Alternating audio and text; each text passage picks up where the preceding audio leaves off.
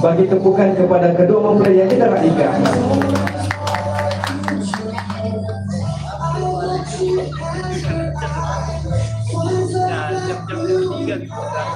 Okey, dan seterusnya yaitu detik manis dan penuh makna, yaitu majlis suap menyuap kek antara kedua mempelai.